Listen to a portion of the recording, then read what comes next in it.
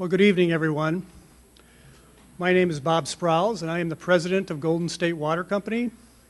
I want to thank you all for coming to our customer meeting tonight. Our goal this evening is twofold. We want to provide information, and we want to answer your questions. We recognize that you have concern about our water rates and how we are accountable to you. We're going to address these issues directly so that you can have a complete understanding of how we operate.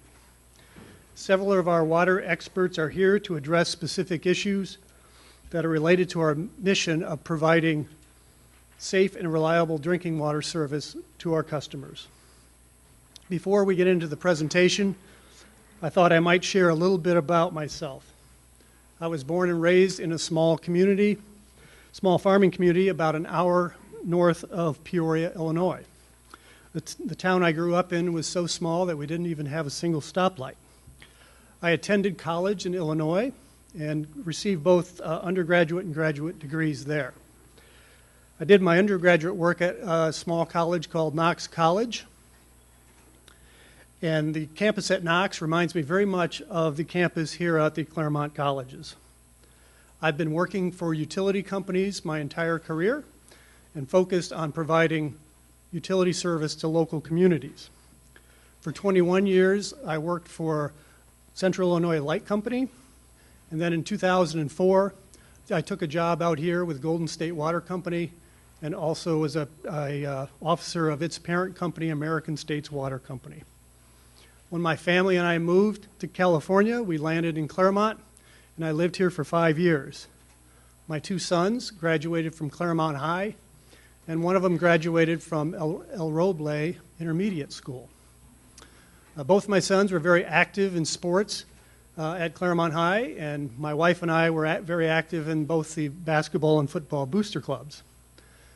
My two sons developed very lasting friendships with their classmates at Claremont. In fact, my oldest son got married this past summer, and most of his groomsmen were people he met at Claremont High. Being a Claremont resident, I got to know the community and value greatly the people and the culture that make it special. I share this because I want you to know that I care about this community. And that is why we all work so hard at the company to be a well-run organization. Our focus is to make sure we protect and preserve your drinking water system for this generation and for generations to come. Water providers like Golden State Water are in a good position to serve and support local communities. We are financially sound and have exceptional water professionals, infrastructure experts, customer service representatives, and emergency response specialists. The last thing I'll say before we begin is that I don't consider this to be a one-time event. Depending upon your feedback, we'll host ongoing meetings to ensure all customers have direct information, input, and influence regarding local water service. I'd like to now introduce Denise Kruger, a Senior Vice President with responsibility for our water systems and customer service statewide. Denise holds an engineering degree from UC Davis and an MBA from UC Irvine. She's been in the water business her entire career. Denise has been part of our company for more than 20 years, starting as an engineer and working her way up the ranks. She works closely with District Manager Ben Lewis, who most of you know, and they will provide the initial part of tonight's presentation. After the presentations and Q&A session, I look forward to meeting and talking with you all personally. Thank you again for coming tonight.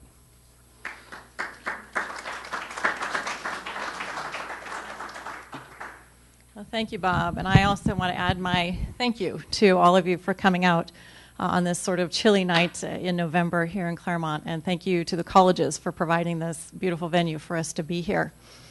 You know, we're here tonight to really address the actions that are going on, the city continues to take in regards to taking over the water company.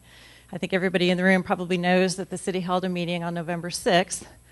We had asked to be a part of that meeting to share our story there, but that opportunity was refused.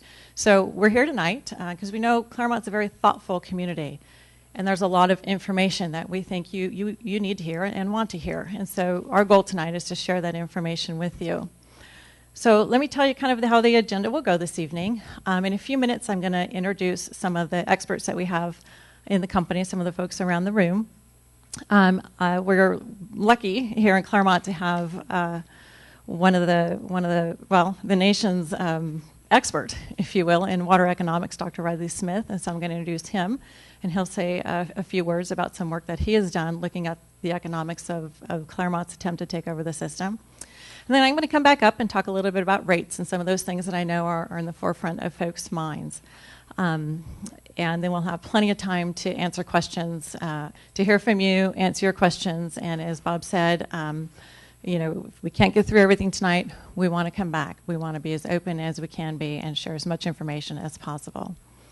So to sort of get started, let me just give you, some of the basics, which I think most of you know about the water company. The first thing I want to point out is that's what we're all about. We specialize in providing safe and reliable water service. That's all we do. That's our business. So we're not distracted by other things. We've been doing this since 1929. So we have a tremendous amount of experience in that. We care about the community, all of the local communities that we serve. One thing that's unique with our utility is that we care so much about customer service, we have a 24-hour, 7-day-a-week customer call line. So you can get a hold of us, a Golden State Water Company employee, 24 hours a day, 7 days a week. If you have a problem with your water on Thanksgiving, we're there. You can call, get a hold of an employee, and we'll come out to help you. If you decide you have a billing question at midnight on a Saturday night, I hope you're not doing your bills at midnight on a Saturday night, but you might be. You can call us, and you can talk to a live customer. And I think that just exemplifies our focus to a service here in Claremont. We have 550 employees statewide who work for you.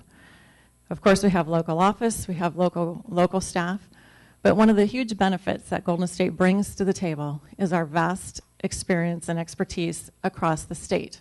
We have licensed operators, engineering specialists, water quality specialists, environmental specialists, water resource specialists, and emergency preparedness specialists. Again, one of the big benefits of being served by a utility like Golden State is that we have all of this expertise to draw upon every day. I'm going to talk a little bit about the last point there, the emergency preparedness, because, this will date me a little bit, but when I first started with this company, I hadn't been here for a long time. And a couple years in, with my position, I had to respond to an emergency.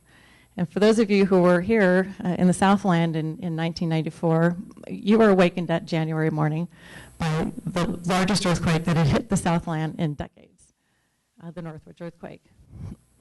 And being a water utility employee, I knew that my first responsibility was to find out what I needed to do to serve the customers. So, I turned on the TV and saw all the chaos, but called the company and was told our Simi Valley system was hardest hit, and that's where I needed to go.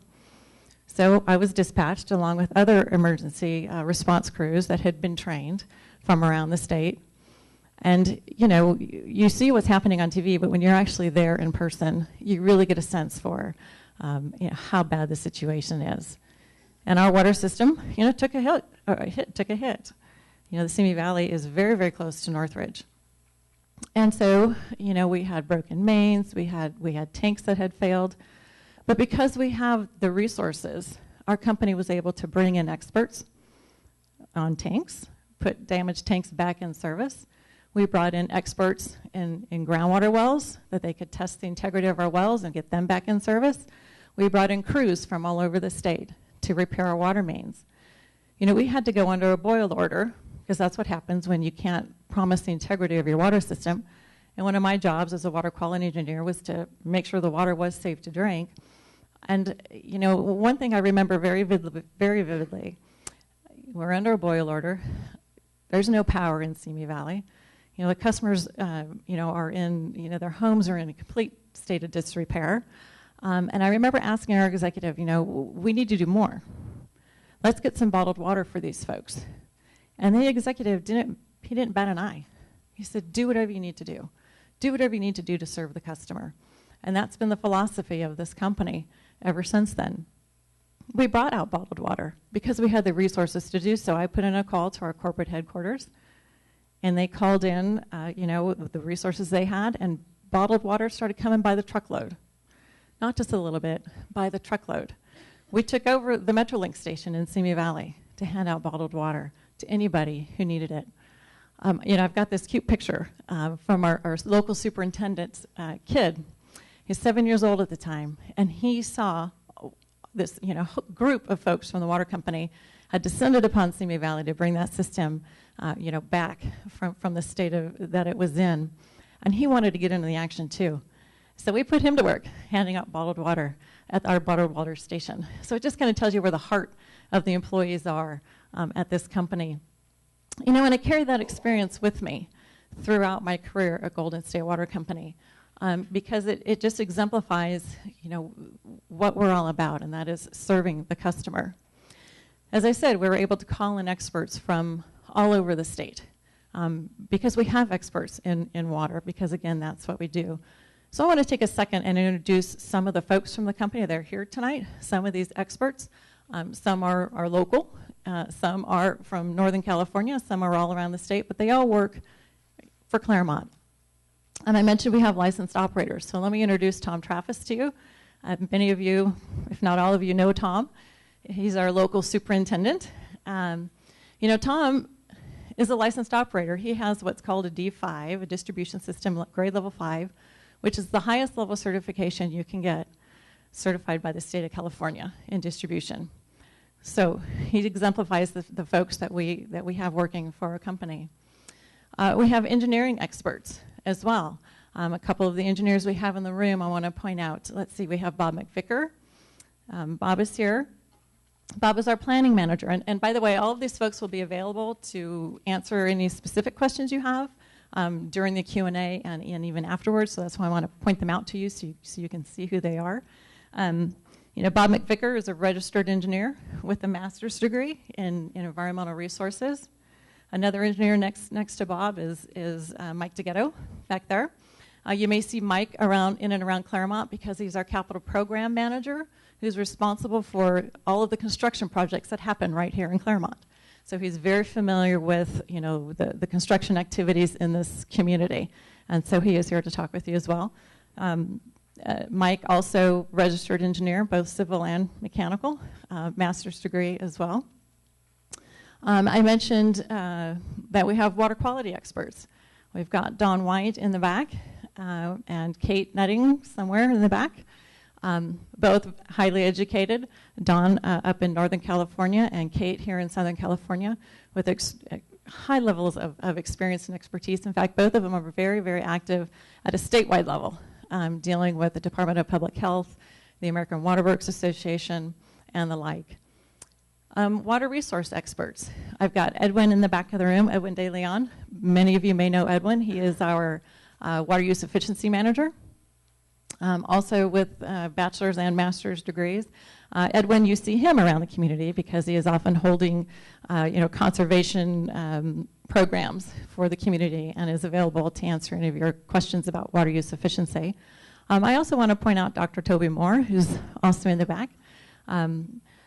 Toby is our chief hydrogeologist and water supply manager. And so, again, just pointing out a few of the experts that we have in the room and in our company that are working for you every day. I want to introduce Ben. As I said, Ben is going to come up. Ben Lewis, our district manager. I think many of you may know Ben also. He's going to come up and talk about the physical system. What do the assets look like here in Claremont? Just so you can have that starting foundation, if you will, to kind of understand how the Claremont system works and operates. So Ben has over 20 years in the water utility industry. He works to provide service to you every day also.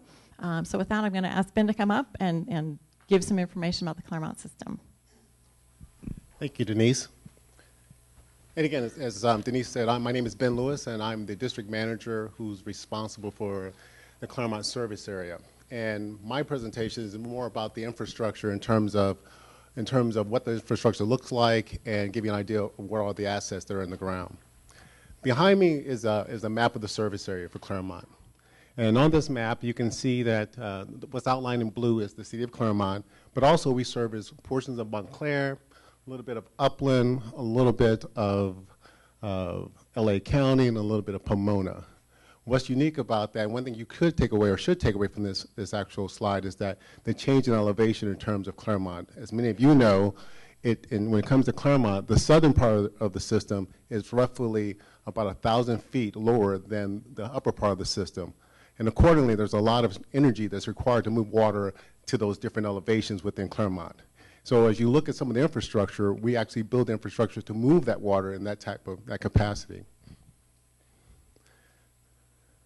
This is our Del Monte treatment plant. From times we do have one well that was impaired. In order to make sure we meet those 200 or over 200 water quality standards, we have to put in treatment at some locations. This is one of the locations where we do have a treatment facility at our Del Monte site. And again, it treats the impaired well because our obligation through our water quality and our commitment is to provide the water quality that meets or exceeds the standards as set by EPA in the state of California. As I said, the Del Monte treatment plant treats a well. And for many people, what you see when you see a well is that you see what's to my far right. And that's what's above ground. And you see the actual pump, the motor. You see the discharge piping that goes out into the distribution system. And that is part of the well. But what is also part of the well is what is beneath the ground. And what you see on the schematic is basically the infrastructure that goes beneath the ground, to depths of 500, 700, 800 feet in terms of getting water from the groundwater basin. And in the sketch, the schematic, you can see that there's casings, there's a gravel pack, there's a sanitary seal, there's all these investments that we have to put in to assure that we can pull the water from the basin in a very safe and economical way.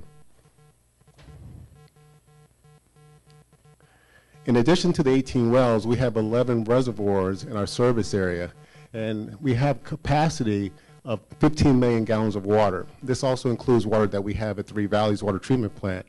But again, what we wanted to do is kind of show you the size of a reservoir in terms of our system.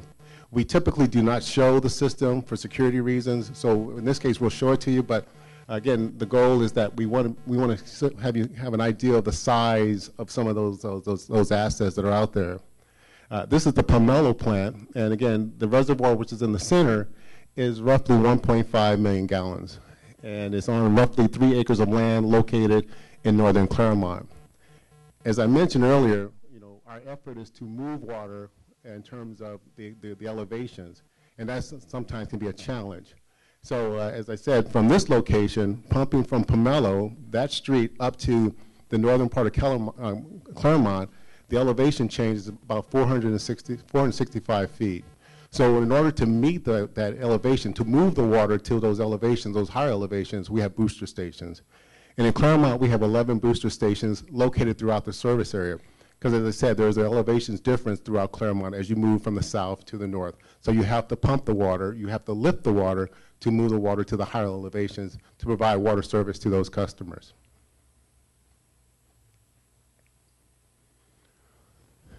The way we get water to your home is by way of pipes. You'll hear us refer to mains, sometimes that's what we call them, but within the Claremont service area, we have over 150 miles of pipe, and they range in size from 2 to 18 inches in diameter. And again, that pipe is located in the street, in the public right-of-way. What you see is an example of, again, 2 contractors installing a piece of pipe in the ground. When it comes to your home, every home in Claremont is metered. So there's a metered connection at your home. It's located at the property line. That's where the meter box is located. We have over 11,000 meters within the service area that we connect to our system. The way that you're connected from the meter to the main that you see in this particular example is by way of a service line. So every home has a service line that connects to a meter. So we take the water from the groundwater system, we move it through the pipeline. Sometimes we have storage associated with it. Sometimes we boost it. But we convey it from pipelines, mains, to your home, to your meter connection. When it comes to the wells and the source of supplies for Claremont, we pump water from 6 basins. There's 2 basins, but we're talking about 6 basins in this example. 6 basins is an adjudicated basin, which basically means that there's a process. The court came in and gave the producers a right to pump from the basin, to extract water from the basin based on an operating safe yield. An operating safe yield is basically the amount that a pumper or pumpers can extract water from the basin such that they do not impair or harm the basin. Again, that's part of the stewardship that we all have as water producers. Again, it's called 6 basins because there's 6 basins. In terms of the operating safe yield, just as last year, the operating safe yield was 17,500 acre-foot of water. Golden State Water's share of the operating safe yield, as adjudicated in the basin, is 34%, and that works out to 6,000 acre-foot of water. In the case of 6 basins, the producers all sit on the board. This year, I was elected to be the president of 6 basins in terms of running and administering some of the meetings associated with that. At the city's town hall meeting, November 6th, when I sat there, there was a comment that said that Golden State did not utilize all their water rights. And that comment was really a partial comment in terms of what happened in terms of our service area. As I mentioned, we have a number of wells throughout the service area, and most of the asset is beneath the ground. What happened in terms of that case, we had a series of wells that failed back in mid-2000. We lost capacity. In our system, our process is basically when a well fails, we sit down and we talk to our water quality group. We go talk to, to basically Dawn, and we talk about the water quality impacts to those wells. And then we talk to Toby, our hydrogeologist, to talk about what is the proper solution in terms of putting the well back in service. Then we talk to Mike DeGhetto to find out, okay, what's the capital? How do we build and how do we construct this well? And how do we do that process? This process doesn't happen overnight. It takes time to go out to make those decisions, to make that value decision on behalf of you, the customers of Claremont. So what happens in that interim period, we didn't produce our capacity. But again, we do take great pride in maximizing the groundwater basins when we can. And to this point now, what we're doing right now is that we're installing 2 wells. One well is south. That well is currently just getting started. And we're completing a well north of Baseline on Indian Hill to restore that capacity. So again, when you heard that we did not use our water, that was a little bit short-sighted in terms of what really happened along the way. One thing that you need to be aware of that in this basin, there's also called a carryover. So if you're not able to produce your water, you can carry the water over. We have done that. And again, we did that because we lost capacity. Within 6 basins, a number of the producers carry over their water rights when they lose capacity due to groundwater contamination, age of well. Again, it's not an uncommon feat in terms of what happens. It just happens in terms of what happens in that system. So I just want to make sure that everyone understands that we are committed to maximizing our groundwater uses in the basin. We are committed to, again, putting those wells in service. But there's a process that we have to go through in terms of evaluating such that we make the right decision. Again, this is Chino Basin. Again, a very small component. We have 6,000 acre-foot in 6 basins, and in Chino Basins, as a share of the operating safe yield, we have 400 acre-foot of water rights. What's behind me is basically, this is where the water goes in Claremont. I think you have copies of this in front of you. But basically on the side, this is basically a scale from, again, 100 to over 1,000 in terms of the average gallons per day per household. This is the metropolitan standard in terms of water usage. And what we did was we looked at the system and we said, okay, what is the water usage? And as you can see, when you go north of Baseline, there's a great deal more water usage in the service area. Primarily due to most people use water outside their home. You have large acre estate lots which are located north of Baseline in terms of that system. So, but again, for Claremont, again, we're roughly right in here in terms of our average per capita use, because again, it's somewhat skewed. A number of people have made comparisons, and you heard that discussion about we look like Laverne. Why can't we be compared to Laverne? And they have this conversation. The reason why we can is because this area, in terms of the service area, that area behaves more like Laverne in terms of water usage. As I said, from this elevation, we're pumping a great deal of water north up into the service area. And in fact, we looked at that and we did an analysis, and yeah. In the case of Claremont customers, they used over 2.7 million gallons a day more than the people in Laverne. Because as I said, Laverne behaves more like this in terms of our water usage, whereas Claremont, because we have, again, bigger states, larger usage, we have a lot of usage north. Again, that's equivalent to basically moving 16 million pounds of water every day. And as I said, with the elevation change from southern Claremont to northern Claremont of 1,000 feet, again, there's a lot of energy, there's a lot of effort to move that water north to meet those customers' demand. And again, as I said, when you have to do that, just imagine yourself trying to move 16 million pounds more. Physically, you would look totally different than your neighbor because you have to have infrastructure strength to move that water. So we say that, when people make that comparison, it's not a fair comparison because the demand is much different in Claremont, and the way we move water in Claremont is much different than the other systems. Another example of this is in terms of the fixed charges that we get charged from Three Valleys. Three Valley Municipal Water District is the member agency of Metropolitan Water District, and they represent basically the city of Claremont. Right now, on the fixed charge, there's 3 charges that Three Valley has. They have a charge, which is a tax that everyone pays. Then there's a commodity charge. That's their Tier 1, Tier 2 rate. It's like so many acre foot. And then basically there's a fixed charge that they charge us annually, and they break it down to a monthly charge. The components of that charge, again, Claremont pays 25% more when it comes to equivalent meter charge than Laverne. And part of that is because of the infrastructure, because again, it's not just Golden State. In terms of Three Valleys, in their methodology, using the equivalent meter calculation, it justifies and it shows that it's a different infrastructure requirement. So again, in the case of Claremont, you pay more to Three Valleys in terms of your fixed charge based on the equivalent meter charge that they assess us. At the November 6th meeting, there was an appraisal, and it was kind of given out. And I was somewhat surprised of the $55 million number.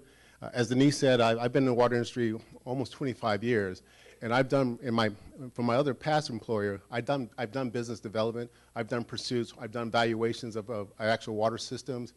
And so when I saw the $55 million, I thought that was a really, really low number in terms of what it was. And again, I recognize it was based on a discounted cash flow model in terms of that.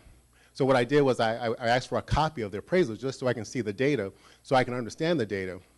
What was also a part of that appraisal that was given, that the city actually received, and they gave to our company, was this analysis.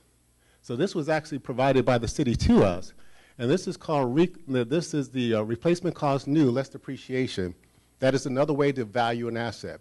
Basically, what is the cost for you to build it now, minus the depreciation? That is the value of the asset. So when I looked at this, I thought, okay, well, this is really, really interesting because a lot of these costs, in terms of today's price, I don't really understand how they came up with these numbers. So again, I took it upon myself based on what we see in terms of our investments recently to see what is the actual cost in terms of what we see. And again, we can go to the next slide. The actual cost, again, we have, as I mentioned, we have 18 wells in our system. We're drilling them now, so we know that the well is roughly $2 million a well, 18 wells. So we think, from our standpoint, the replacement cost new is $36 million. Again, that's my back of the envelope. Again, this is me kind of putting it together to try to understand the numbers. We look at well treatment plants and boosters.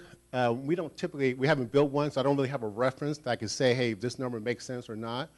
But I can tell you, based on my history, that a water treatment plant, $900,000 is just the equipment.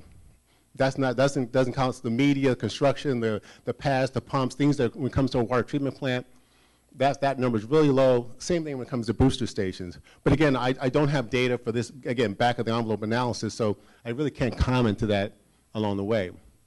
I can't comment on reservoirs. Well, we've been building reservoirs, and again, what we're seeing is roughly a cost of $2 per gallon for a reservoir. So we have 15 million gallons of capacity. So to rebuild that capacity in the system, you're talking about an investment of $30 million. As I mentioned, we have over 150 miles of main in our system. Right now, with the street cuts and the permits, it's costing about $200 a foot to install a main. So if we have to reinstall 150 miles of main in Claremont, that number is $158 million is what I see in terms of what that cost would be. Again, this is if I was doing it right now, brand new. Services and meters, again, we have 11,000 services. It costs us about $3,100 to install a service and a meter, put it in the meter box. So again, that pops up to $34 million. General plan, I don't know what that is because, again, we were just given this sheet, but this sheet was shared with us. These numbers were shared with us. And again, they weren't available at the November 6th meeting. So I don't know. Once we get more data, I can probably comment in terms of what is the general plan. When it comes to the land and their evaluation, they evaluated the land at basically $794,000. Back in 2010, we sold a parcel of land. It was less than an acre, 0.8 acres. We sold it to the city. We went out, we got it appraised, and they paid the fair market value for that land. We sold them that land, 0.8 acres, for $660,000. Right now, we have 28 acres in Claremont. And they said our 28 acres is worth $794. But in 2010, they said that the 0.8 acres was worth $660,000, excuse me. So again, that works out to $18 million in terms of land. And again, this is just taking the prices and looking at the value. The Miramar treatment plant, Golden State does have an interest in the plant. Not quite sure how they evaluate and how they looked at that number. But again, we will go ahead and accept the 2.1 until we get more data about that. But when you add up all these numbers, the replacement cost, if you were to build the system now, based on my numbers, is $283 million. Now, you know, again, the equation is less depreciation. In terms of our current rate base, it's about $30 million is depreciated from our current rate base. But just for discussion purposes, let's call it 60. So if you take 60 off of this 283, you go down to basically $225 million is what it would be in terms of replacement cost, less depreciation. That number is 4 times more than the $55 million and about 3.5 times more than the $78 million. Again, this is just my analysis. This is what I did off the back of the envelope. I'm not an appraiser. You know, I do have an MBA, I do have an engineering degree, but I'm not an appraiser associated with this. So again, it could be open for discussion, but again, my point is that I think this number is realistic in terms of replacement costs versus this number in terms of what they came at. Also in this number, there's no discussion of water rights. Back in 2010, or maybe it's 2011, Three Valleys purchased water rights from the city of Laverne. They paid $12,500 an acre foot for the water rights. We have 6,400 acre foot of water rights in our basin right now. So again, if you add that number on top of that, you're talking about a number that's well north of $250 million. But again, you know, so again, this is the number that this is my back of the napkin, back of the envelope type of evaluation of the process. These numbers was what I got from the city based on their appraisal. The $54 million is what they shared with you, or excuse me, the $55 million is what they shared with you November 6th. So with that, I'll turn it back to you, Denise, for Dr. Smith. Well, that was a lot of information. We have a lot more information to share with you. So I'm going to ask Dr. Smith to come up in a second, but I do want to give you a little bit of Dr. Smith's background. As I mentioned, Claremont's lucky to have the nation's leading water economist right here in town, local. Dr. Rod Smith was actually a professor here, at the Claremont colleges for about 15 years. He does have his PhD from the University of Chicago. And you know, Dr. Smith, since he's left the academia world, he has built his business around water economics. That's what he does. He is currently the president of Straticon, which is an water economics company. I'll get it out eventually. And so he was perfectly suited to address the issue related to the economics of the water's offer for Golden State Water Company. So, Dr. Smith.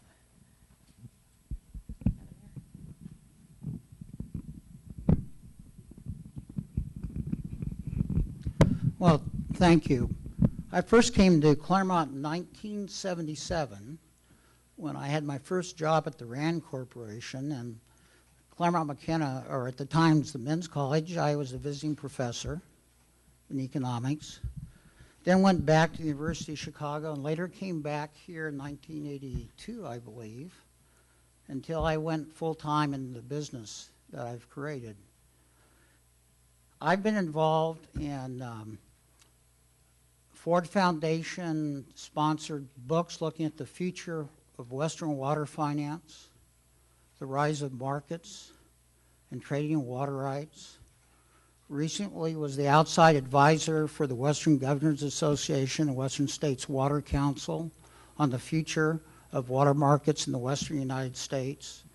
Routinely have both private sector and public sector clients involved in infrastructure, investment, water rights development.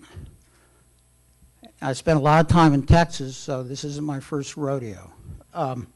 So it was with that background that the company came to me and asked to give an independent review of what's the economic impact if the city were to acquire the system.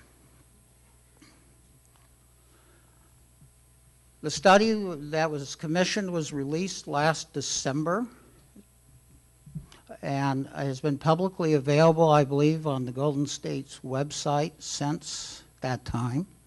And I understand copies are available tonight. And before I go through my presentation, you can find us in the phone book. Call. If you got questions, come up. I'm up on 1490 North Claremont Boulevard. Make an appointment, and we can work through any questions of facts or whatever you have. So the fundamental question is, if the city takes the Golden State system, what will be the impact on water rates that Claremont residents pay? Let me start with, first of all, saying that this is a factually intensive inquiry. You need to start with information that the company files routinely with the Public Utilities Commission as it relates to all their elements of cost of their system, how they're financed, capital investments. In addition, there's information that one receives from their filings with the Securities and Exchange Commission in D.C. And then what you do with this information is you create what's a jargon concept called a revenue requirement. And what a revenue requirement is, and this works for a business, private, publicly owned, is used in financing, business assessment, development. You basically ask how much revenue is required to meet the costs of the business to remain liable. So in order to do that, you have to know what the business is engaged in, what's the cost they're incurred, how is it financed, so on and so forth. And so with that information, I did a study where I just compare between the two. Before moving on, my study has a total of 10 tables and 4 figures. Each of these has detailed footnote citations to publicly available documents. Because one of the things about Stratacon is, with all our clients, we do show our work. It's very important that people understand the information we used, the methods we use for the conclusions we arrive at. I'm not going to read every number to you, but here is really a summary of the Claremont water system under the company's ownership from 2007 to 2011. This happens to be from Table 3 of my study. And what you can see is that the company has elements of a total water supply cost, operation and maintenance, administrative and general, shared services. That's my term of art. As you heard from this evening, the company keeps in centralized locations a lot of expertise that they bring in across all their service areas. It's sort of their on-call people, be they their scientists, their planners, their risk managers, their IT people, their customer service, technology, or whatever. Those are things that are at sort of the central level that is dispatched and shared in ways that you've heard tonight. And in addition, of course, as even public utility entities have depreciation, there's non-income taxes, including payments to the city of Claremont, income taxes, and an allowed return. What an allowed return is that, as you'll hear more later, is what the CPUC does is it looks at the capital that's been invested into a system, looks at how it's financed between debt and equity, sets reasonable rates of return for said debt and equity, and generates an allowed return. What you can see here is that in 2011, the allowed return was 2.9 million. Over this time period, it's been growing at the allowed return, which is really the combination of the allowed return as well as the rate base, has been growing at 2.2% per year. As a former professor, we love footnotes. I'm not going to read them all to you, but I wanted to give you a sense of when I say we put out a study that shows where our information came from, the proof is in the pudding. This is really from page 6 of the study, which is available to you. And I just want to take a few examples here just to see, and I apologize, I am going to read one footnote. Look at total water supply cost. That's purchased water, the power incurred for pumping and pump taxes.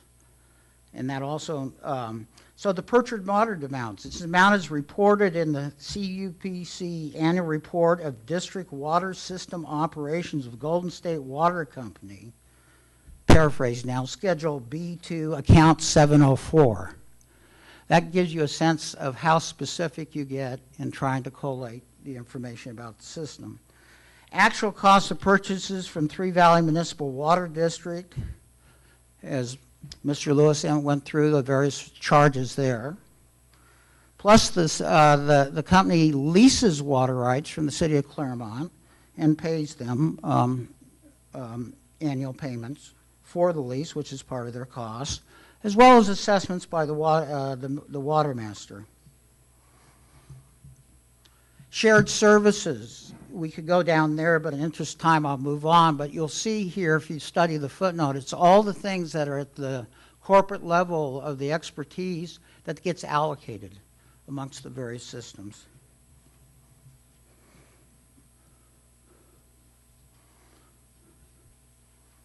In concept, this is simple.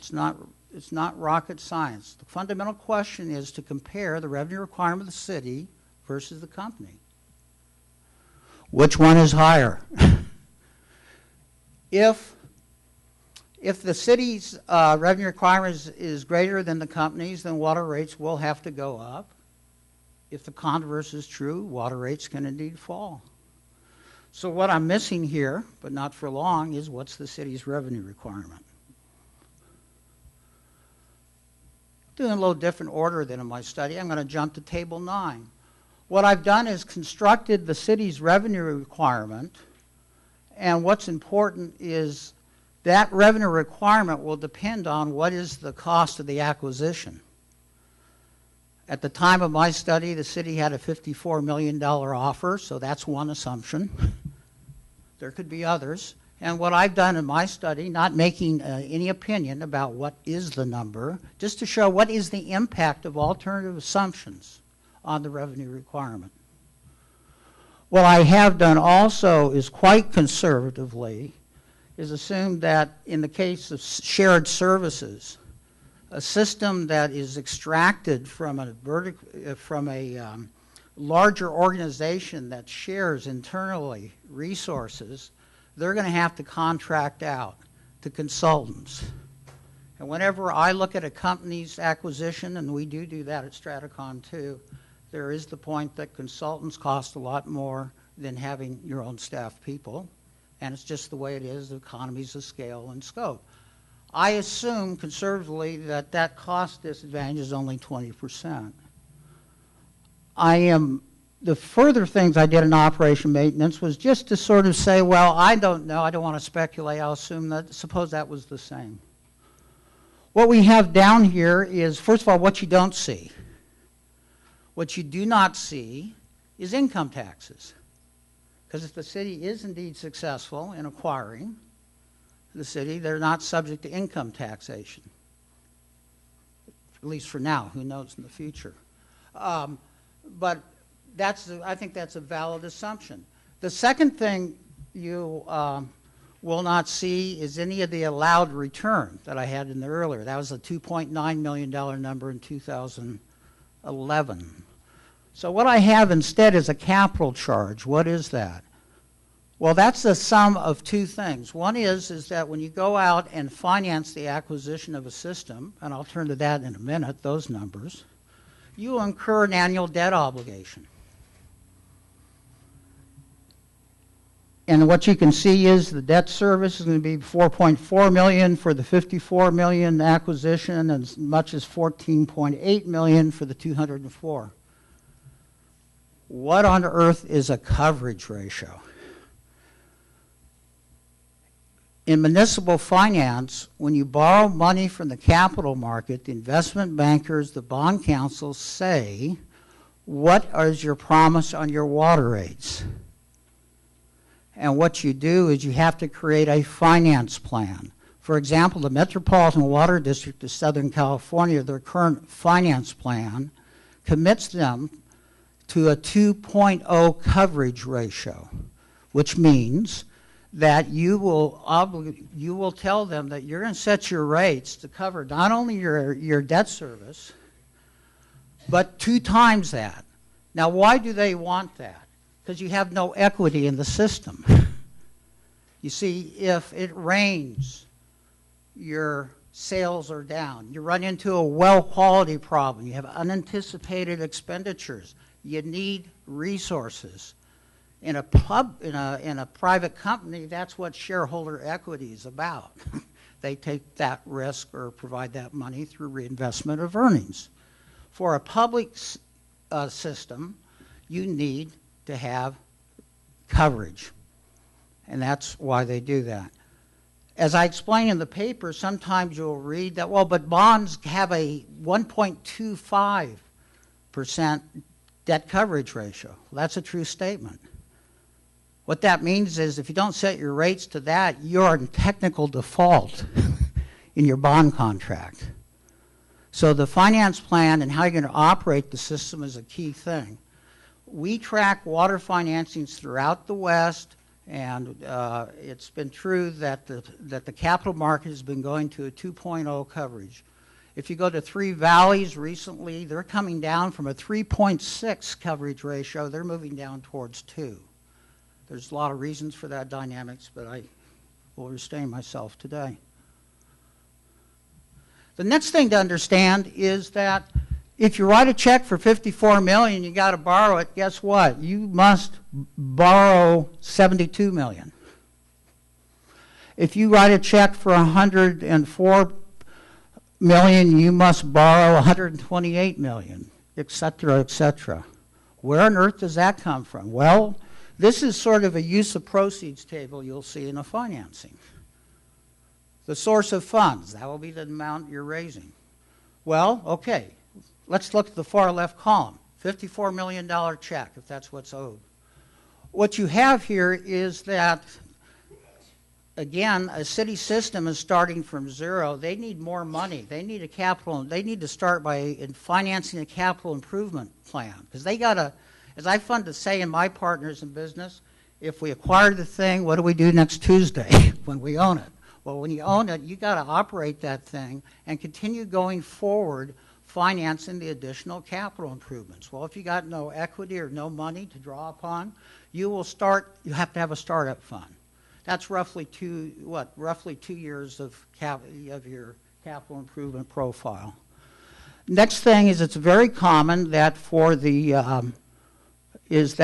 money that the city would spend in the pursuit of this transaction, they have to get it from somewhere. And often they will pay it back, okay? If they pay it back, presumably you'll see some cost reimbursement. That's very common to see in financings. Next thing is the capital markets say, we want to be sure you have annual debt service reserve. Well, if you don't have $4.4 million or $14.8 million, depending on the size of the financing, it's very common to borrow that, okay?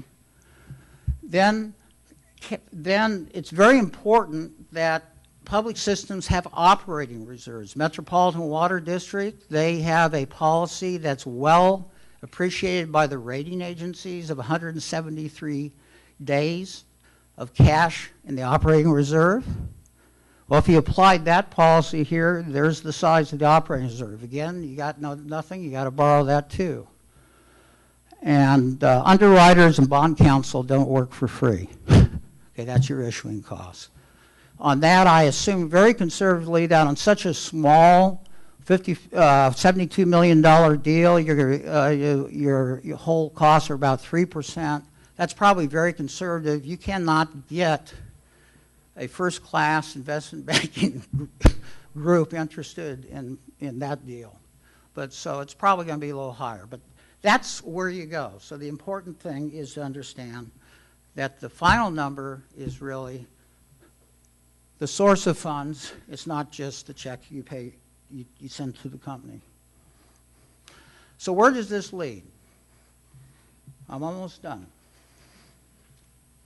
The far left bar gives you the revenue requirement of the company.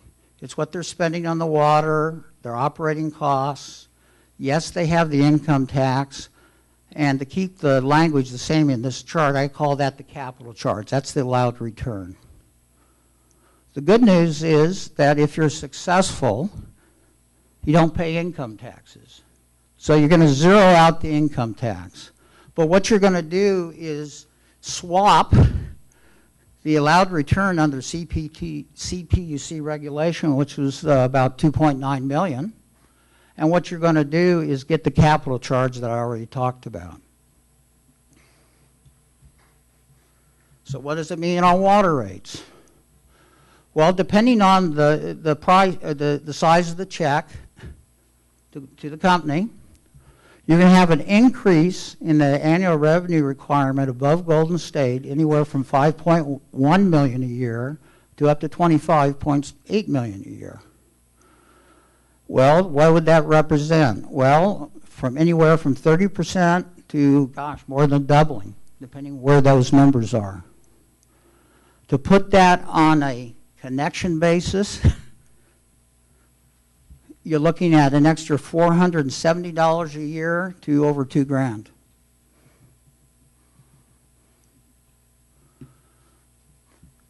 I decided I was going to work hard tonight. So what I've done is taken some selected quotes from what I've already wrote. These are the last 2 pages of my study. From a municipal finance perspective, Claremont's pursuit of Golden State's water company's Claremont water system is not prudent. Even accepting the city's estimate of $54 million price for the system, the city will need to borrow over $72 million from the municipal market. That's what you borrow. And as we all know, we got to pay principal and interest. It will be well over, I think it's $128 million on the $54 million, both your principal and interest. It would be extremely unwise to assume that the city's estimate of the price will end up being the actual price. Where will we be? To the left? We're not going to be on the left side. How far right do we go, or even beyond the numbers of my study? I don't know. I'm not here to forecast outcome of litigation. The cities need to finance the acquisition and then fund operations and capital improvements will necessarily result in a revenue requirement for the system that is higher than Golden State's requirements, thus resulting in higher water rates for decades. Thank you.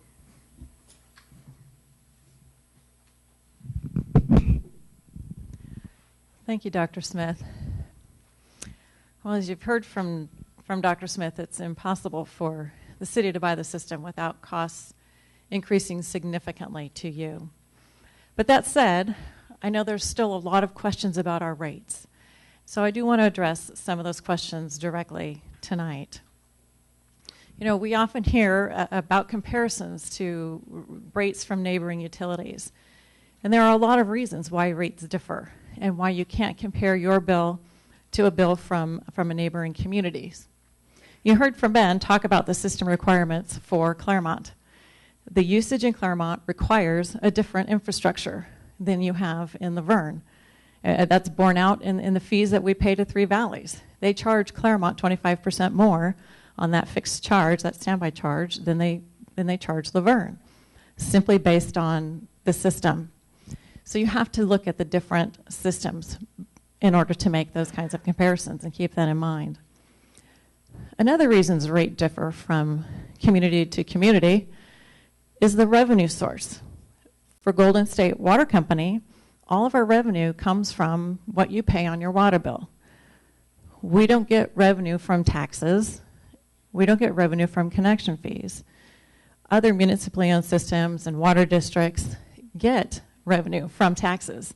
So you might look at your water bill, you might think, oh, my water bill's low as compared to those folks in Claremont, but you're paying something in taxes in many, many cases that's going to pay for water. In connection fees, we don't charge connection fees.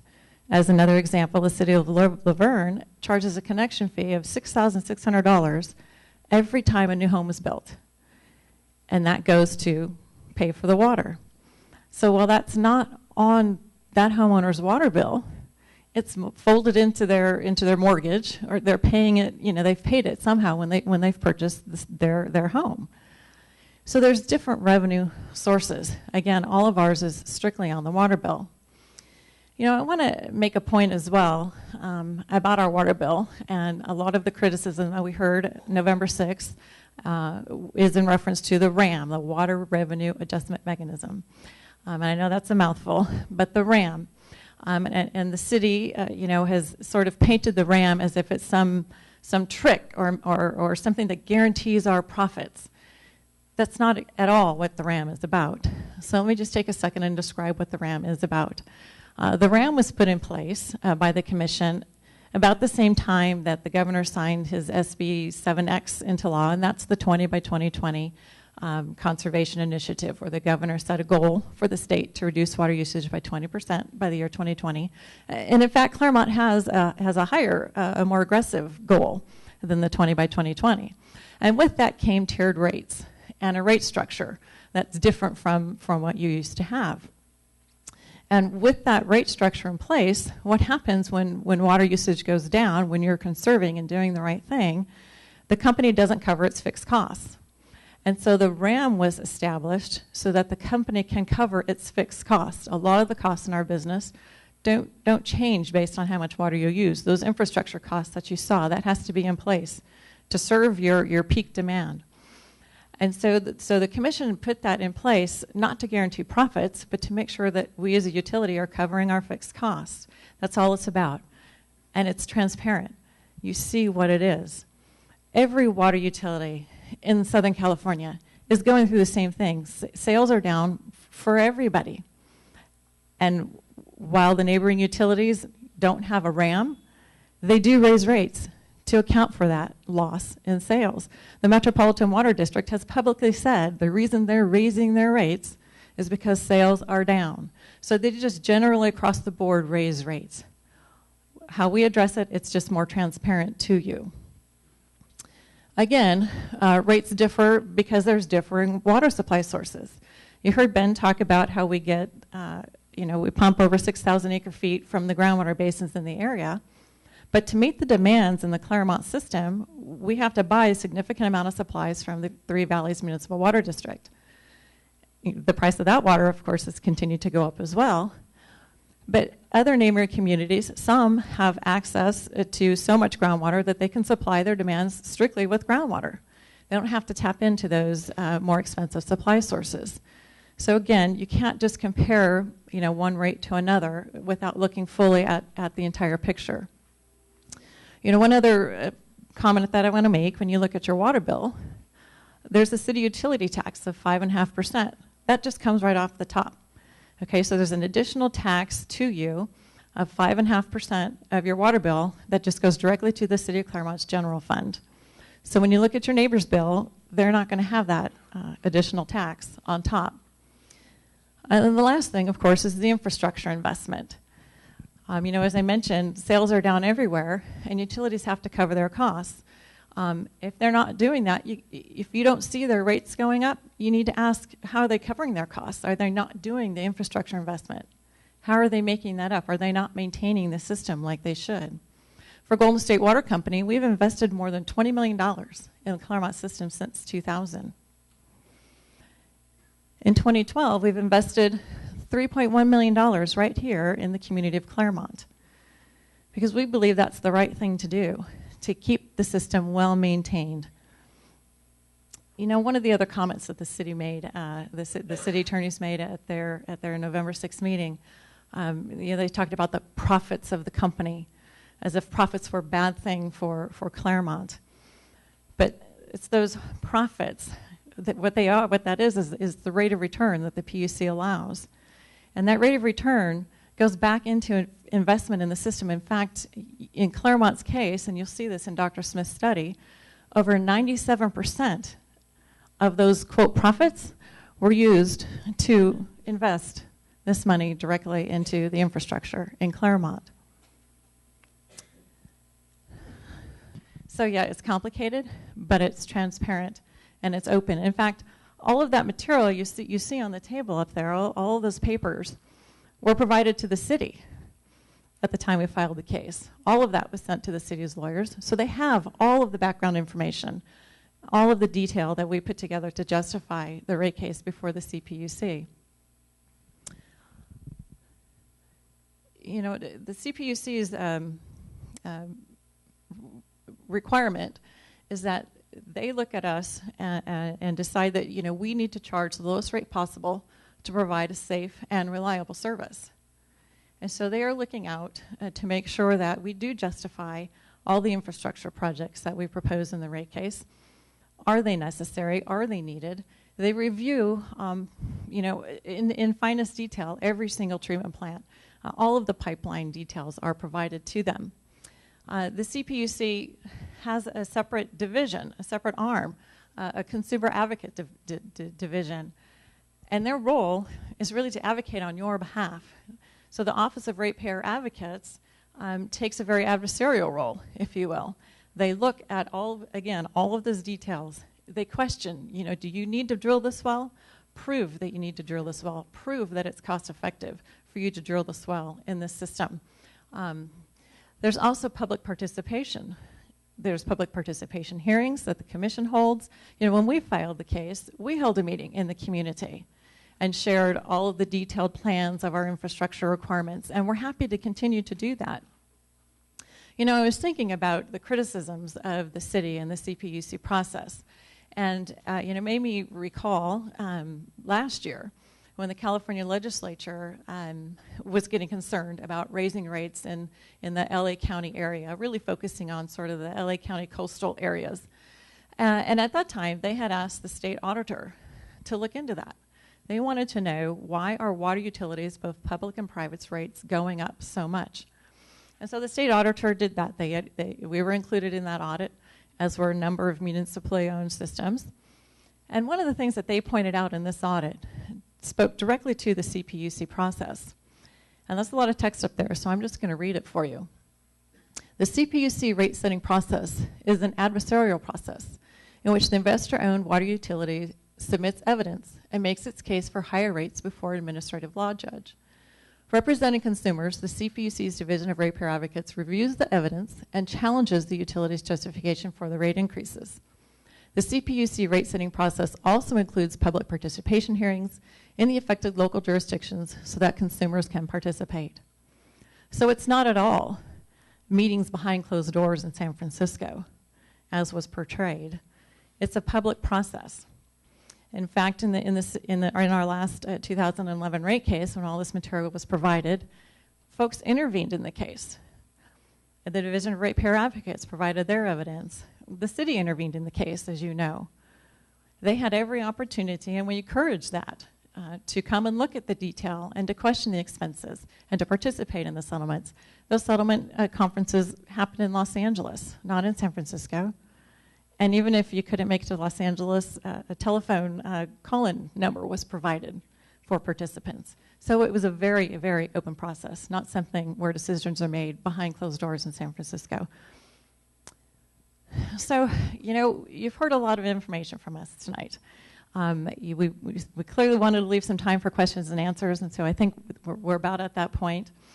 You know, you've heard a lot from Ben about what the Claremont system is about, the assets there, what it takes to run and operate a system like Claremont, why the system of Claremont is different from what you see in other areas.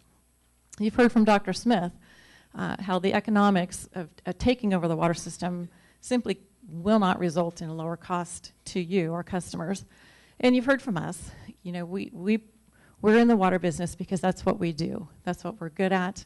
We've been in this community since 1929, and we want to be here for a very, very long time going forward to continue to serve you. As I said, you know, Claremont's a very thoughtful community. So our ask tonight is that you take this information, think about this information, pick up Dr. Smith's study. And our ask is that you also ask the same transparency of the city. Ask them for their background information. Ask them for the data. How did they come up with their slides that showed there wasn't going to be a rate increase? Let's get to the nuts and bolts of it. And then let's work collaboratively. I have reached out to the city. We have reached out to the city numerous times. Reached out to Mr. Ramos specifically to work together with us, to collaborate on addressing the water situations in Claremont. Be part of our process. Let's work together through what the city calls a complicated process, but very transparent process at the PUC, and that offer still stands. So with that, we have some time to take questions, and I'll do my best to get answers to everybody. The reason I think that the city is trying to take over, they have this opportunity, is because of the excessive rates in Golden State Line. And they think that this is an opportunity time to do that. And I think that all of this that you've presented to us is interesting. But the fact is we're paying way too much for water. And I feel that you need to do something about that. Our rates have just escalated out of the sky. And none of us are happy about that. And that's why most of us are here. Is that not right? I appreciate your comments, and I fully understand the concern about increasing water rates. And hopefully, you know, a lot of the information we shared tonight gives you an idea of again, why you can't compare Claremont to everybody else. And the fact is that rates are going up all over the place for everyone. You know, that said, we are concerned about the rising costs of water.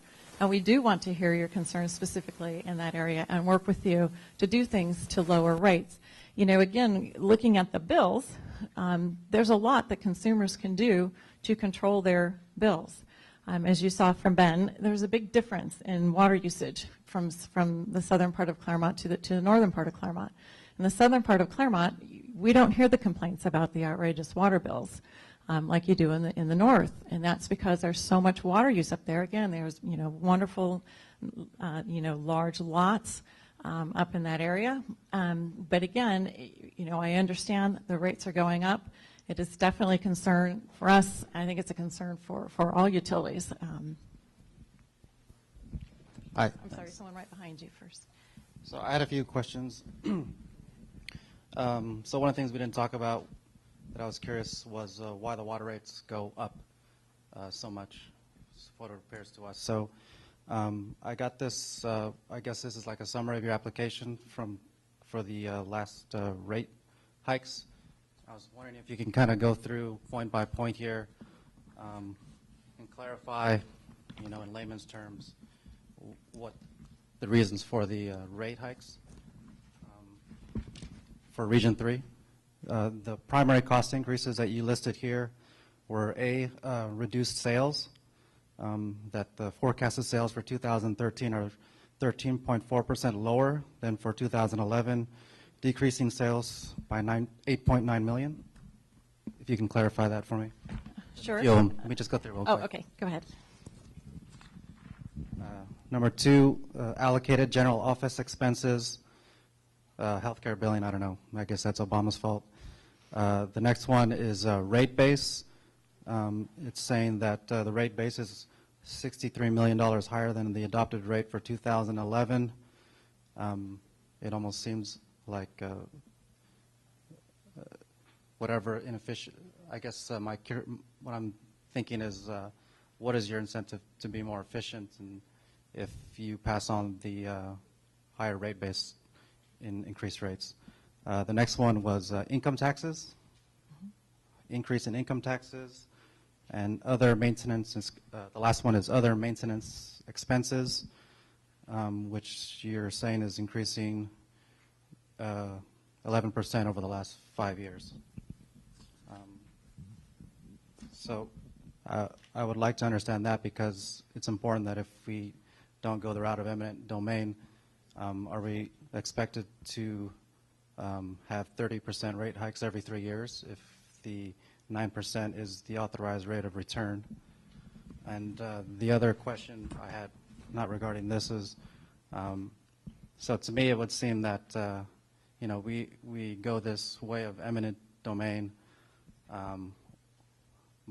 or we don't, and we can't kind of stay where we're going up 30% every year because of reduced sales and things like that. So my question to you is, in order to not go the route of eminent domain, what compromises are you willing to make?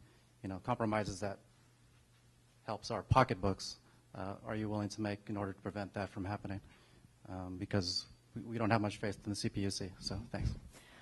Okay, thank you for your question, and I think hopefully I'll try to address everything, and if I leave off a point, please remind me of it. You asked about increase in rates because of decreased sales, and in the rate case, and I'll point out John Guerin, one of the experts I didn't introduce earlier, is in the room, so if I get tied up on specific details of rate questions, I may ask John to address them. But as I talked about, with reduced sales, we, like other water utilities, don't cover their fixed costs. We're a very heavy fixed cost business. And so rates have to go up to be sure that we cover those fixed costs. It's the case with us, and it's the case with any utility. If utilities aren't raising their rates, they're doing something else to make up that difference. They're not doing maintenance. They're not doing infrastructure replacement, because reduced sales means you're just not going to cover your fixed costs unless you do raise rates. And we do that in the terms of the RAM, the Water Revenue Adjustment Mechanism, as I talked about. In a rate case, your sales are forecast at a certain level, and then that revenue requirement is built up from there, the revenue requirement that Dr. Smith talked about. But you start with the forecasted sales number to get there. And so if the sales are lower, that revenue requirement's not going to be met. And so that's made up in the RAM to ensure those fixed costs are covered. If the sales are higher than what's in forecast, then that will come back as a credit to you. Okay, so it's all very detailed and very, I'll call it exact, in the way the sales are forecasted and then put into the RAM. So you get that RAM charge when the sales are forecasted at the beginning of the case to be lower than what they actually end up being. You also talked about or questioned about the rate increase due to rate base, increases in rate base. And increases in rate base are basically increases in investment. That's the infrastructure that we talked about. And so rate base and infrastructure are kind of the same term when we're talking about the rate case. And so when there's an increased need for investment, that goes into the rate case. And in the rate case, then we describe and justify, why those increases in investments are needed. Why is a new well needed? Why are new pipelines needed? Every water system has to replace pipelines. I think that's a curious question to ask neighboring utilities. What rate are you replacing your pipelines? Pipelines don't last forever. They have to be replaced. So that's the rate base piece component that you see in the rate case. I also want to address your comment about 30% rate increases every year, because that's just not accurate. We don't have 30% rate increases every year. In this last 2011 rate case, the approval was a 16% rate increase over the first year, and then, as you said, it's a 3-year cycle. And so then the second and third years are what's called escalation rates, which are dependent on inflation, basically. So those cost components that go into our revenue requirement, again, in Dr. Smith's study, you can get details about those, but our water supply costs, what's going on with Three Valleys Municipal Water Districts and they charge us. What's going on with the electrical rates from Southern California Edison that we have to pay. So those are the components that go into this revenue requirement. And as inflation, if those go up with inflation, we're allowed an inflationary adjustment in the out years. So hopefully that explains, those details. And again, John is available and will be available after to talk specifically to, some of your detailed questions about the rate case. Margaret, I think we had a gentleman up front, and then we've got a couple more. Oh, I'm sorry. Yes. Thank you. Good question. Yes, thank you. Good question. Yes, the question was, what are we willing to compromise? What can we do to stabilize? To not have such increases going forward. And again, in this last case, a big portion of that rate increase was simply due to the reduced sales. On a going forward basis, we do think it's important that we continue to invest in the water system, that we continue to maintain the water system. Well, we're certainly open to conversations and explaining, to you specifically, to anybody who's interested, the details of those infrastructure replacements, that are outlined in the rate case, and have a conversation. We also would love to have conversations about water use. How can we help you reduce your water use, help you control your water bill? I think we had a friend. There are many ways to value an asset. Could you tell us what the value of the asset was the last time it changed hands and what year that was? Golden State Water Company has owned this system and operated the system since its basically inception. We used to be called Southern California Water Company, but the company changed its name. The company didn't change. So the system has never changed hands in that fashion. It was never sold or we didn't buy it. We built the system. But the parent company bought the system, right? No, the parent company was created as simply a holding company. And the utility, it's basically one and the same. So there's a parent company, and then there's the Golden State Water Company arm, and then there's a non-regulated arm of the company which serves military bases throughout the United States. So we have operations at certain military bases all over the country, but that's a completely separate company that also falls under the parent. But Golden State Water Company wasn't bought by the parent. The parent was created to allow for these other subsidiaries to exist. So these other companies that became part of under the parent company, they weren't bought? No, in fact, the American States Utility Services, our non-regulated arm that serves military bases, we built that business from the beginning. And it came out of the Golden State Southern California Water Company? No, it didn't. It's a completely separate company.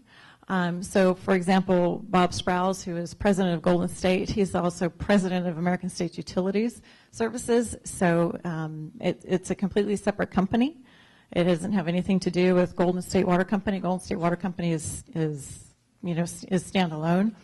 So what you see, for example, in the documents and all of the details of our company, it's all Golden State Water Company. It hasn't been bought or sold. So you don't have a valuation of the part that is Golden State versus the whole company? Certainly. And as what Ben walked through was the valuation of the Claremont system. But the whole company itself either wasn't ever bought or sold. But it was valued at some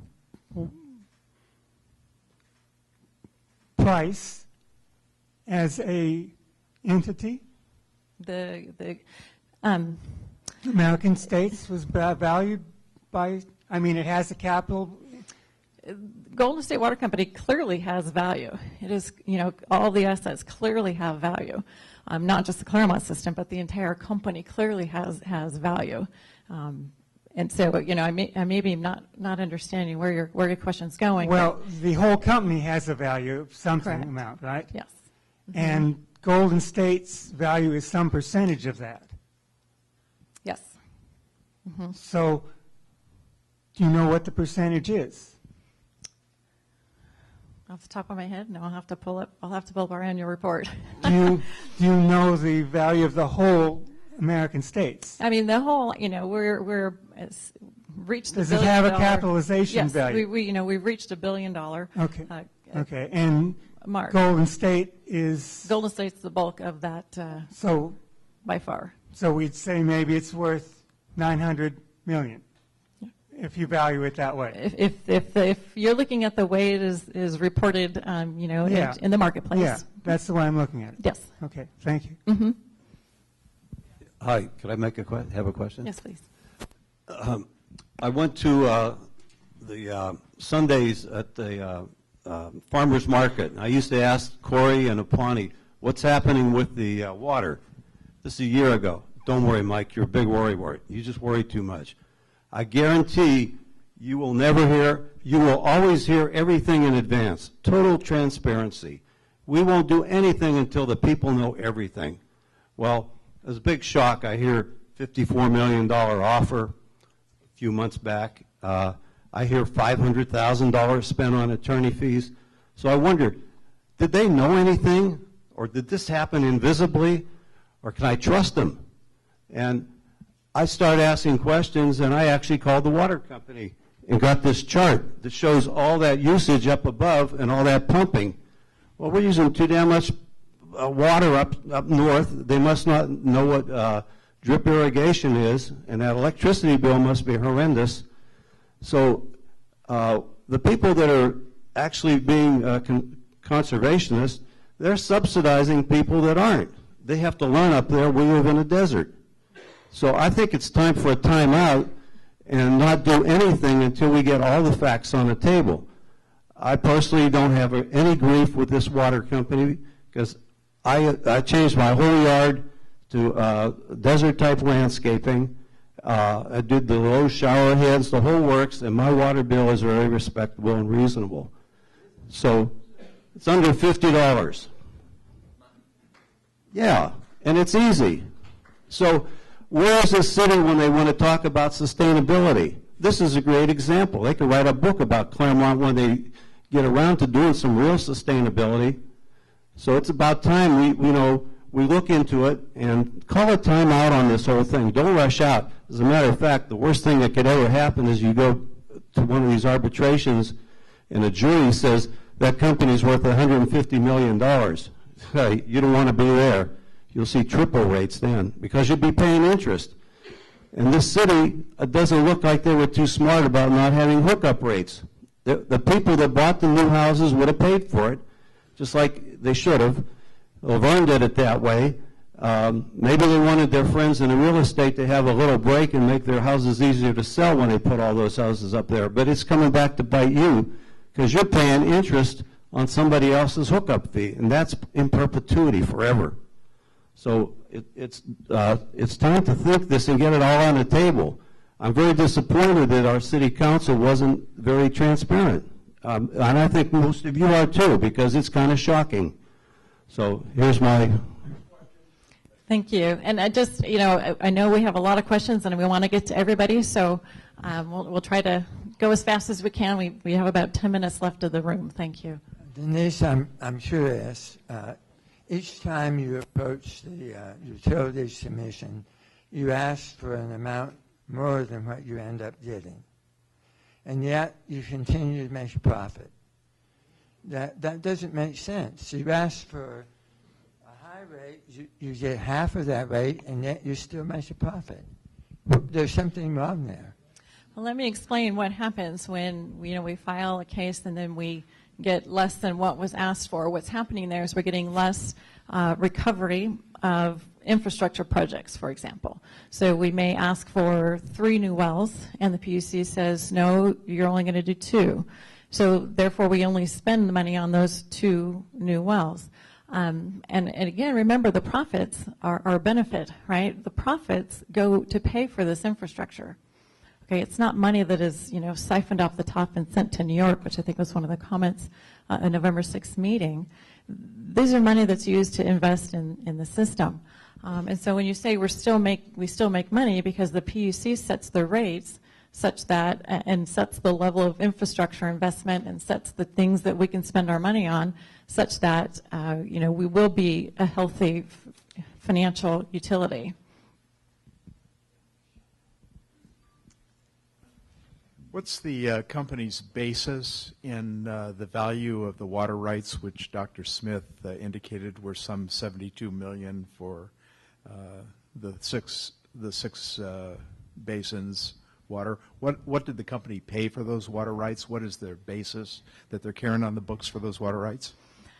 That's a great question. First of all, it was Ben who discussed the value of the water rights, and where Ben came up with his number was simply based on what Three Valleys Municipal Water District currently paid the city of Laverne for some water rights. They just bought some water rights, I think, in 2011 for $12,500 an acre foot. So that was the number that was put out there, and that was just based on a recent sale. As you heard Ben say, water rights are in these basins are adjudicated, and they're treated in California like a private property right, and so they can be marketed just like the city of Laverne did with Three Valleys. In our case, those water rights are not in rate base, so they're not. There's no impact to your rate for the company owning those water rights. So we don't earn a return on those. They don't depreciate, just like land doesn't depreciate. Water rights is obviously appreciate with time because water obviously is very, very valuable. So as far as on the books on rate base, they're not there. We didn't pay for those water rights. Water rights in California are generated by historical pumping.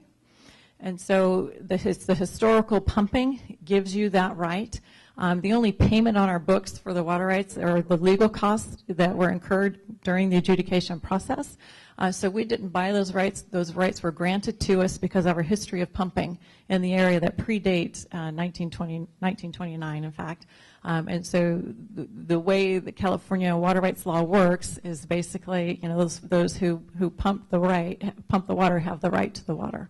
So if you sell those water rights, it's all gravy. Possibly.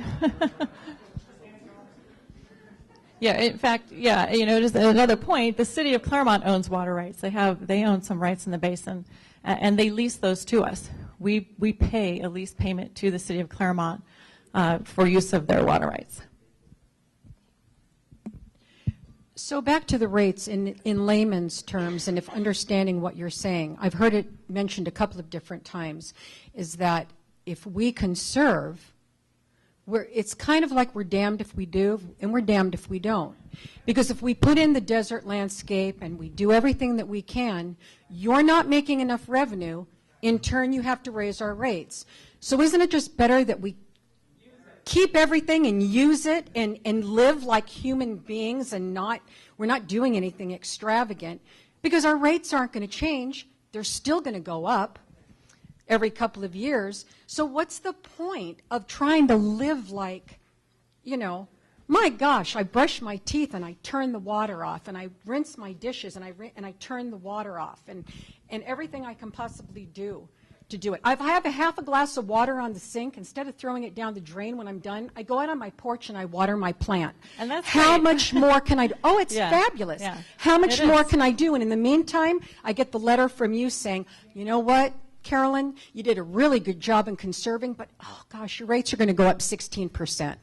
Yeah, I'm glad you raised that, because it is clearly a difficult place to be, right? For all of the utilities in Southern California. We're in a desert, and water sales are down for everyone. And so, as I mentioned, we're clear and transparent about the water revenue adjustment mechanism having to raise enough money to cover our fixed costs. We don't, that's balanced by the non-fixed costs. So, those things that do change, those costs that do change with the amount of water use, those don't get included in there. So it's really just to ensure that we cover our fixed costs. And it is a dilemma. I completely understand. I'm in the same situation. We're all in the same situation. But at the end of the day, conserving water, you ask why should I conserve water? You should conserve water because that's the responsible thing to do for the environment, right? It's the responsible thing to do. And you will have a lower water bill, than the neighbor who doesn't conserve water. So you do have an opportunity to control your bill. And, as I said, we're here to try to help you do that. It sounds like you're doing a lot, which is great. But again, as I said, we're transparent in that. You know, the Metropolitan Water District of Southern California has announced rate increases because their sales are down. Because their sales are down. Other questions? I want to know if the water company and or the city of Claremont has looked at the impact of regionalization on the water rates that I understood occurred back in 2000. And there's been no discussion that I've been able to hear about that, and yet that may be a way of reducing rates overall if there were a different regionalization structure that would put Claremont in a different category than its current region. Any comments on that? Sure. Yes, you're right. Claremont did get put into a regional rate structure where the rates are basically the same for what's called Region 3. It's a similar way that the electric utilities, for example, they have one rate for the entire state. And the reason for that is to help stabilize the rates, and so that when one area has high costs and another area doesn't, the rates are more stable across the entire region. So, as I talked about, Ben talked about, there's a couple wells being drilled here in Claremont currently. The costs for those wells are spread over a much larger customer base than in Claremont. And so, it does vary from rate cycle to rate cycle as to where those differences are going to be. And so, we have looked at it, and, it's, without going into too much technical detail, the last look that we did for Claremont, it appears, and again, this takes a lot of complicated math from our regulatory affairs group. It appears that any subsidy that is occurring, because I've heard Claremont folks be concerned that they're subsidizing other water systems. The only subsidy that's occurring is likely only occurring those folks that are paying the tier 3, the higher tier, the highest water users. Those that are not in that third tier all of the time are not subsidizing any other, water uses. Claremont, again, because of the water use, has a majority of 1-inch meters. And so, again, because of the higher water use, you have larger meters than most in the region as well. When Claremont first went on the regional rate, we're actually lower being on the regional rate than they would have been otherwise. Part of the reason for that is because some of the areas that are within this region have much lower water supply costs. So you're combined with communities that don't have to rely on imported water. They have 100% groundwater, and those water costs are much cheaper. Yes, question up front. Yeah, as Claremont natives, and I'm a Claremont resident, we kind of have this perception that you're a cancer that has to be removed, whether it be by cut, burn, or poison. And the reason for that is you can't answer a simple question. We use 13% less water, less revenue, and yet you can't find a way to reduce our rates 13%. And when you ask that specific question, you have no answer. And when we ask you how much you'll take to leave us alone, you won't answer. Let me speak to that, because I think I did answer the question. When you reduce usage, like any other utility, Golden State will not. And so rates have to go up to cover the fixed costs, or we'll no longer be a healthy, financially viable utility.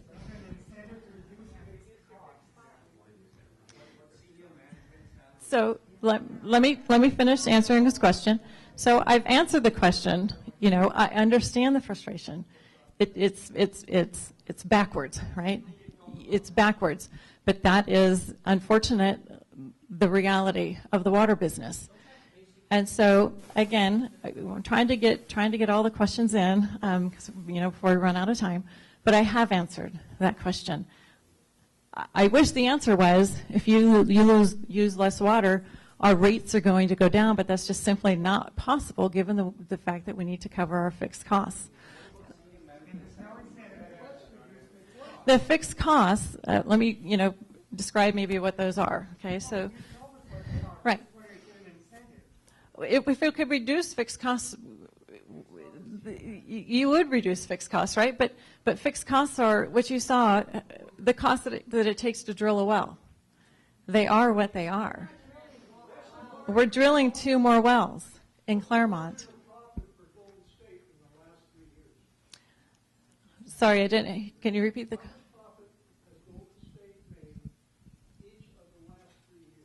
Okay. The question was, how much profit has Golden State made in Claremont in the last 3 years? And if you look in Dr. Smith's report, he lines that out, exactly what that rate of return was for Claremont in the last 5 years. I think you go back 5 years, if I'm not mistaken, Dr. Smith. And I think in 2011, the number was 2.9 million. And again, recall, we used that profit, 97% of it, to pay for the infrastructure investments in the community. So that's what the rate of return is used for. Table 6 in the book. The top 3 positions of Golden State Water Company, the question was what's the salary rate of the top 3 positions in Golden State? And I couldn't tell you off the top of my head, but I can tell you where you can find that information. The salary of Golden State Water Company's top 5 officers are actually included as required, publicly available in the SEC documents. But let me caution you as you go look there, because that is not the salaries that are allowed in rates.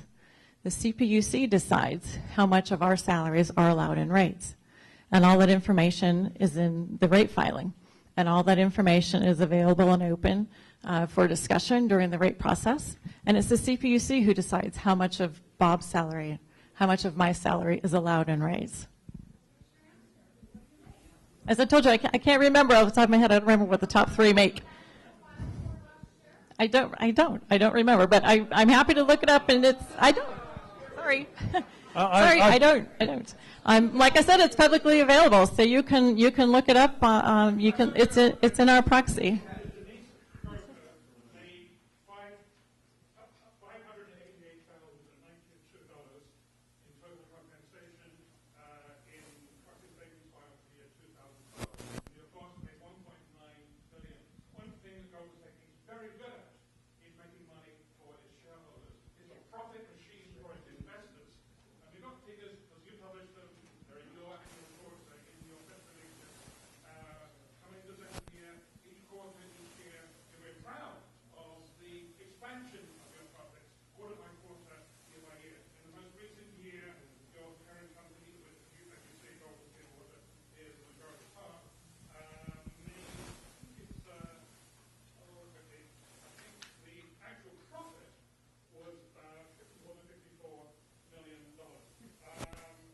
And I appreciate you bringing those figures forward.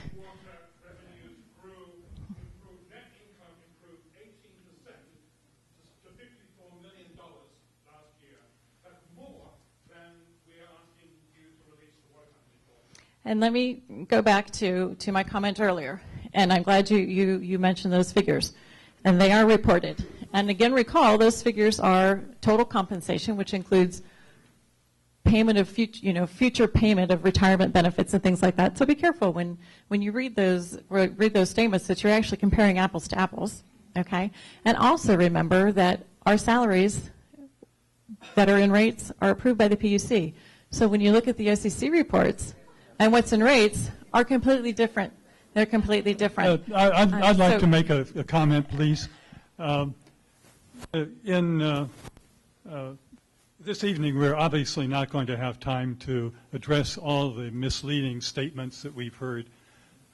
Back a few months ago, the Daily Bulletin invited Golden State Water to meet with their editorial board. You had a meeting and presented your case. Some of us from the League of Voters also were invited to come down to the Bulletin and meet with their editorial board. They met with us for an hour and a half. We made the case for comparison of Laverne with Claremont.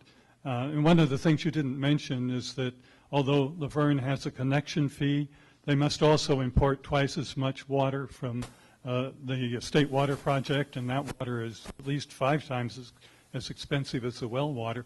And in spite of that, if you compare the water rates in Laverne with the water rates in Claremont, we're paying about $8 million each year more than we would be under a Laverne-like system. If we use that money to buy a water bond, we could pay for the system with the median rates that you quote there.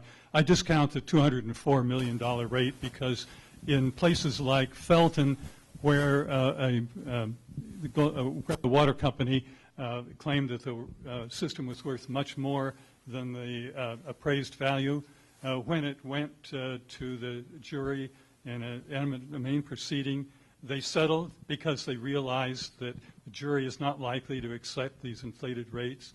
So I think the situation here is one where you have to look at what the Laverne rates are, what our rates are, and consider what the bulletin decided, and that was that when you cut through all this back and forth, it really makes sense to buy the water company. I hope that sometime there'll be an opportunity to really have a back and forth where there can be a reasoned discussion. I have 2 pages of critiques on Dr. Rodney Smith's paper that I'd be happy to present, but there's no time to do it.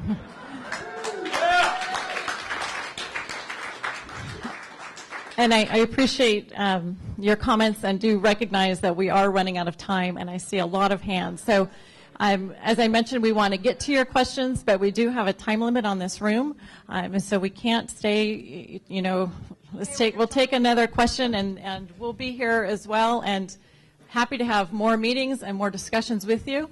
I do want to address, you know, Mr. Allen's comment about the misleading information that was presented here tonight. I don't think anything here presented was misleading. Dr. Smith has shared all of the background information in his report. Read his report. It's all footnoted, as you heard him offer. He's happy to have a conversation with any of you about those details in that report. So I just wanted to make sure that you heard that. We're providing the background and the backup information. Please, last question. I saw in one of your slides that you said you were pumping, or you had pumping rights to over 6,000 acre-feet of water. I'd like to know how much water in acre-feet you actually did pump, just because you have the right to it. I mean, a lot of people overproduce, and you get rights from other people, and you store rights and everything else. Right. And I'd also like to know how many acre-feet you actually purchased from the Miramar treatment plant, because everybody knows that groundwater is a fraction of the cost of MWD water. So you're not, you know, it's always like, oh, MWD charges so much, MWD charges so much. Yeah, well, the groundwater is basically free other than what the electricity and the maintenance on pumping it out is. Right. So, right. So if you I'm add the two Ben together, you're getting water at such a lower cost than a lot of people that only buy MWD water, such as Walnut Valley Water District, who is 100% MWD water. So they buy the most expensive water that you could possibly purchase, and yet their water rates are less than Golden State, and they don't have to come up with $21 million worth of infrastructure in 1 year due to poor management throughout the last 10 years that requires something like that. I don't have the exact numbers for the production, but roughly I think it's about 5,500 acre-foot of water is what we use in the system in terms of the water that's in the system. And we purchase about, depending on the year, if a well is in service or out of service, we purchase the balance, which may be, right now we're almost 50-50, so because of the wells out of service. So we purchase, again, the balance, maybe another 5,500, 5,000 and 5,500 from Three Valleys. But we can't give you that number in terms of that. So we'll get your name and get the information to you. But again, it depends on when they're in service, and again, in terms of the wells and getting the well capacity. Our dedication is to put those wells back in service. Again, I understand. Basically, 50-50, that means you're getting water 50% cheaper than Walnut Valley Water. How is it that we have higher rates than Walnut? The reason for Walnut, and again, Walnut, you mentioned the 21 million capital investment. Walnut is basically a brand new city. This city is over almost 100 years old. It was built back in 1920. The infrastructure requirements for Roland and Walnut are not the same as Claremont. You can talk to those guys. I know those guys personally. When you come look, no. It wasn't what they weren't maintaining. It's just that when Walnut was basically created by developers. Developers came in the 60s and 70s and built them a brand new system and gave it to them. This system has been again, well, we can debate that, but my point is that Oh, well, okay, but then that may be, we can talk to Mike and those guys along the way, because most cities, and that's one of the disadvantages. What is their investment in terms of infrastructure along the way? But what we'll do is we'll get your name and get your number, and we'll get the information regarding pumping. It is a good point. We do want to produce more from the basin. Yeah, that is the right point. That's where we want to go. We're going to have to close. Again, I appreciate everybody taking the time to come. I know it takes time out of your schedule, and appreciate that. Look forward to talking to you some more.